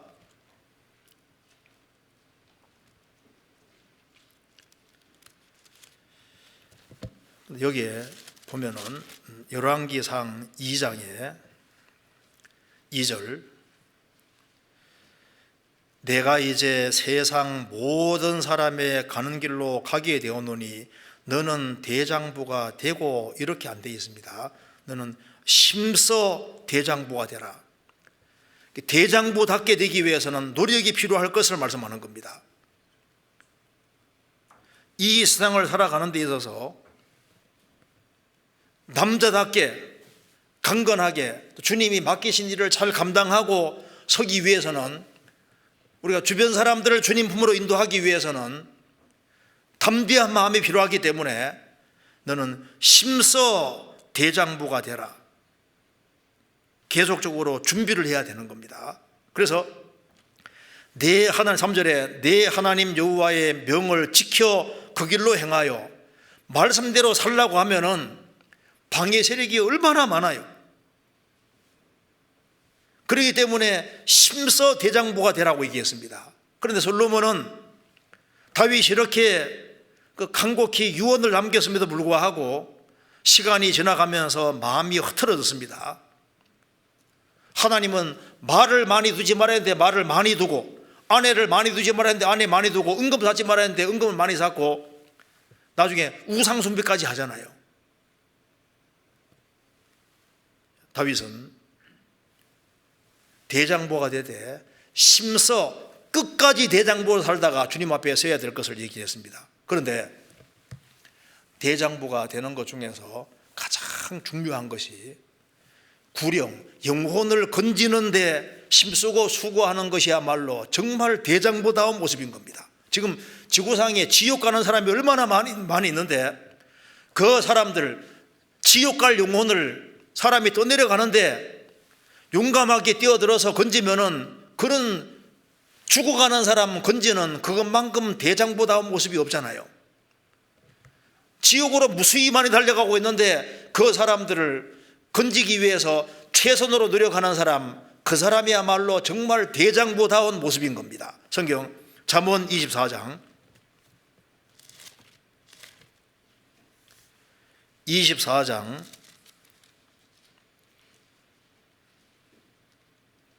11절, 너는 사망으로 끌려가는 자를 건져주며 살육을 당하게 된 자를 구원하지 아니치 말라. 내가 말하기를 나는 그것을 알지 못하노라 할지라도 마음을 저울 줄 아시는 이가 어찌 통찰하지 못하시겠으며 내 영혼을 지키시는 이가 어찌 알지 못하시겠느냐. 그가 각 사람의 행위대로 보응하시리라. 너는 사망으로 끌려가는 자가 있는데 그 사망으로 끌려가는 것을 보면서도 내버려 두면 그 사람이 대장부냐, 그 말입니다. 사망으로 끌려가는 자를 건져주며 살육을 당하게 된 자를 구원하지 아니치 마라. 집안 식구들이 지옥으로 달려가는데 남몰라라고 하면은 그 사람이 대장부냐, 그것만큼 비겁한 것이 없는 겁니다. 불이 나면은 불이하고 소리 질러야 되는 것이 맞지 않습니까? 예수님이 누가복음 12장에서 말씀하셨습니다. 내가 불을 땅에 던지러 왔노니 이 불이 이미 붙었으면 내가 무엇을 원하리요? 예수님은 불을 던지러 오셨습니다. 최고의 대장부는 예수님이십니다. 우리를 구원하기 위해서 십자가에 죽는 데 나아가셔서 그 십자가에서 보배로운 피를 흘리고 십자가에 달리셨는데 얼마나 그 구원을 위해서 가장 용감한 모습을 보여주셨습니다. 주님께서 불을 던지러 오셨다. 그 영혼에 그 불이 붙는 그걸 주님께서 원하시는데 그 불타는 마음이 있어야만 영혼을 건질 수 있습니다.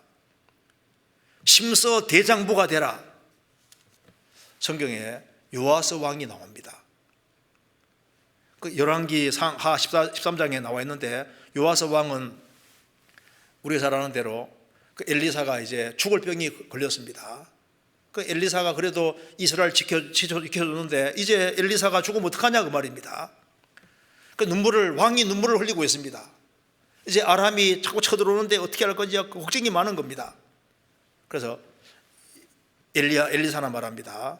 그러니까 이 왕에게 말하기를 왕이여 화살을 취하소서 동편상을 열어서 쏘라 그랬습니다. 그래서 화살을 잡으소서 그 다음에 화살을 잡으소서 잡았습니다. 그리고 동편상을 여소서 쏘소서 쏘습니다. 살들을 취하소서 그 다음에 치소서 했는데 몇 번 쳤습니까? 3번째 고쳤다고 되어 있잖아요. 이건 구원의 화살이라고 말하고서 통변상에 쏘라고 했는데 얼마나 순종적인지 몰라요. 시키는 대로 하잖아요. 창을 여서 창 열고 화살을 취하고 쏘습니다. 시키는 대로 하는데 땅을 치라는 것도 쳤잖아요. 3번밖에 안 쳤습니다. 3번밖에. 엘리사가 화를 펄컥 내었습니다. 6, 7번을 쳐야지 왜 3번밖에 안 쳤습니까? 그러니 당신은 3번밖에 못 이길 겁니다. 아람이 원수인데 그 아람 때문에 이스라엘이 얼마나 고통받고 있는데 그 아람을 없애고자 하는 그 간절한 마음이 없습니다. 그러니까 순종적일지라도 열정은 없을 수 있는 거예요. 나는 교회 생활하고 있다. 그런데 열정은 적을 수 있습니다. 요아스는 구원의 화살을 받았고 승리의 약속의 화살을 또 받았습니다. 그런데 3번만 활용했잖아요. 우리도 마찬가지입니다. 우리도 좀 더 잘할 수 있었습니다. 좀 더 용감할 수도 있었습니다. 그런데 우리가 한 해를 돌이켜봤을 때 우리의 신앙생활에 너무 미진했다. 적당히 살면 되지 않느냐. 주님은 충만을 받으라고 하셨습니다. 그냥 수고하라는 것이 아니라 힘써 수고하라고 말씀하셨고 노력하되 그냥 노력하는 것이 아니라 죽도록 충성하라. 충성하되 죽도록 충성하고 입을 열라고 한 것이 아니라 넓게 열라고 말씀하셨고 헌금도 적당한 선에 하라고 한 것이 아니잖아요. 다윗은 말했습니다. 대장부가 되되 힘써 대장부가 되라. 힘쓰는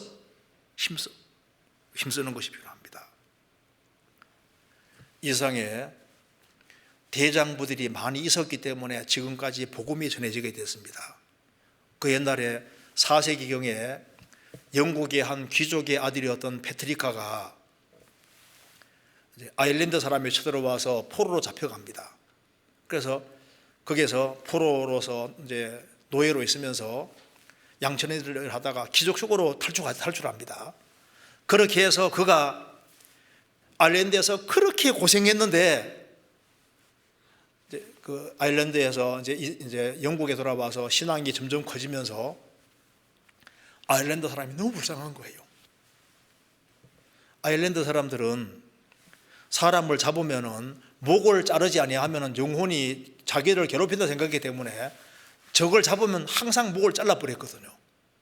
머리를 많이 부숴버렸습니다. 그렇게 야만적이고 잔인했는데 그 불쌍한 생각이 들어서 철저하게 선교 훈련을 받고 들어가서 그 아일랜드를 주님 품으로 이끌지 않습니까? 그래서 로마 제국이 망할 때 이제 많은 사람들이 아일랜드로 도망가서 아일랜드에 복음의 등불이 있었던 겁니다.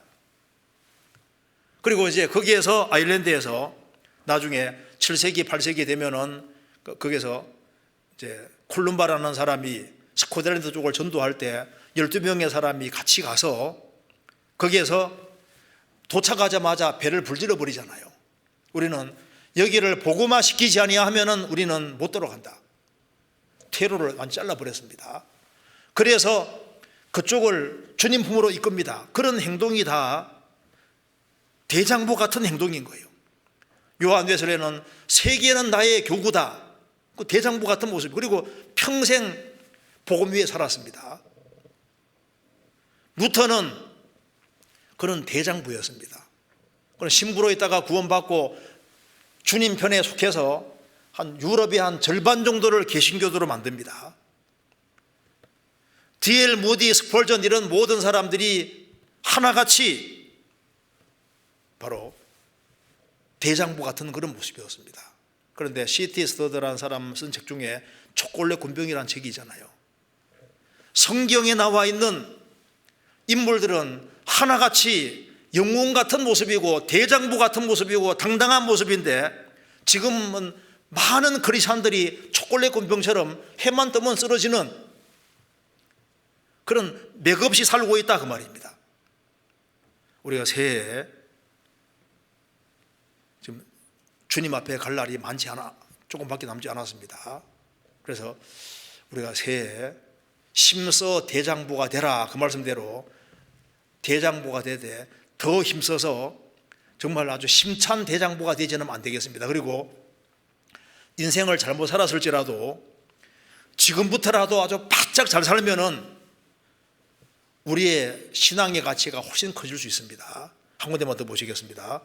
사무엘하 23장 17절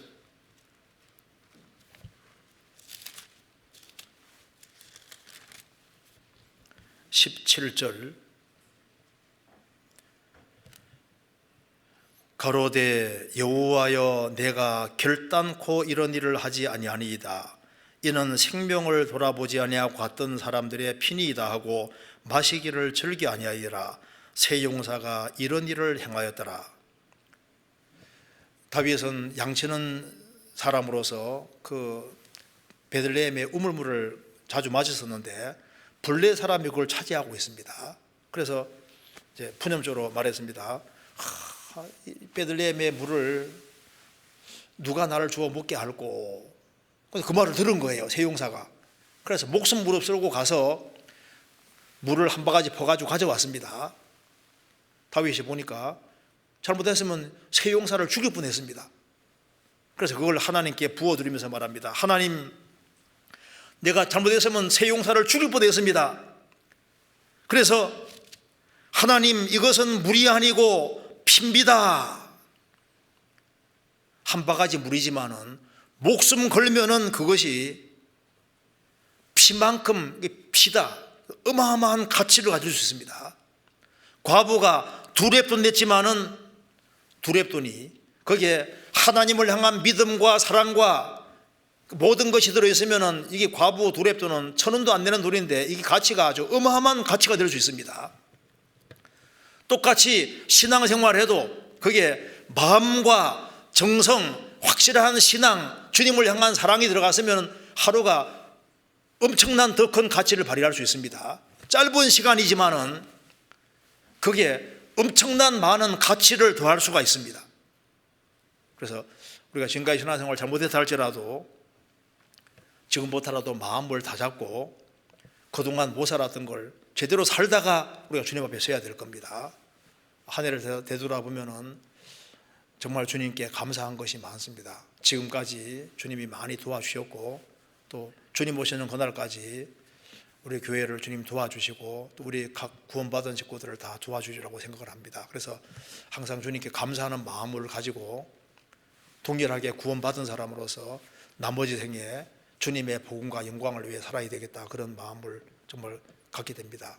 그래서 새해에는 다윗이 유언을 남긴 대로 우리가 하나같이 다 더 힘써 대장부가 된다면은 짧은 시간 내에 많은 지역에 복음을 전할 수 있으리라고 생각합니다. 같이 기도하시겠습니다.